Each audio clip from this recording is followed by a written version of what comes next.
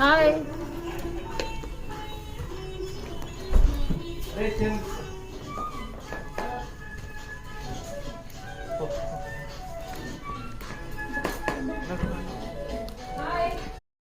భాను ప్రతాప్ ఒక రేంజ్లో చేస్తున్నాడు వంటకాలు. అన్ని వంటలు చేస్తావా?